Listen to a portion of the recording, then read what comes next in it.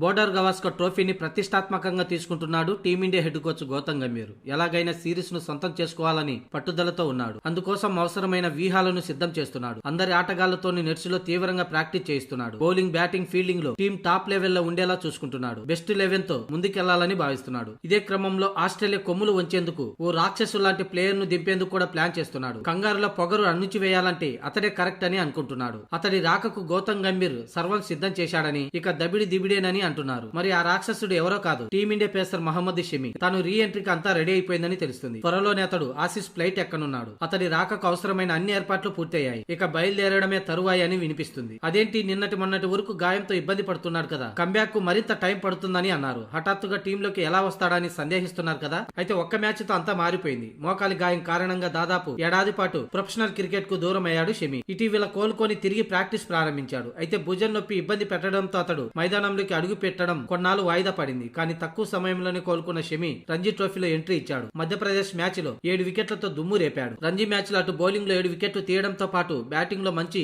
Contribution అందించాడు. Fielding లో కూడా అదరగొట్టాడు. అలా అన్ని విభాగాల్లోనూ రాణించి తాను పూర్తిగా ఫిట్ గా ఉన్నానని ప్రూవ్ చేసుకున్నాడు. దీంతో గంభీర్ అతన్ని ఫ్లైట్ ఎక్కమని ఆదేశించాడని తెలుస్తుంది. షమి ఫిట్నెస్ నిరూపించుకుంటే రెండో టెస్టులో అతన్ని ఆడిస్తారని ఊహాగానాలు వచ్చాయి. అయితే పెర్త్ టెస్టులోని ఈ బౌలింగ్ రాక్షసుని బరిలోకి దింపాలని గంభీర్ పట్టుబట్టాడట. సెలెక్టర్లతో పాటు బీసీసీఐ పెద్దల్ని ఒప్పించి మరీ షమిని వెంటనే ఆస్ట్రేలియాకు పంపాలని గంభీర్ కన్విన్స్ చేశాడట. దీంతో ఆస్ట్రేలియాకు షమి పయనం కానున్నట్టు తెలుస్తుంది. అయితే దీనిపై ఇంకా అధికారిక సమాచారం లేదు. తొలి టెస్టు నుంచే కంగారులోను ఉనికించాలంటే మాత్రం షమి లాంటి సీనియర్ బౌలర్ టీంలో తప్పక ఉండాలని గౌతమ్ గంభీర్ భావిస్తున్నాడట. పదునైన బౌన్సర్లు, ఇన్ స్వింగర్లు, అవుట్ స్వింగర్లు, అలాగే రివర్స్ స్వింగ్ తో బ్యాటర్లను ముప్పు తిప్పలు పెట్టించే షమి టీమిండియా తుది జట్టులో ఉంటే ఆసీస్ కు దబిడి దిబిడి.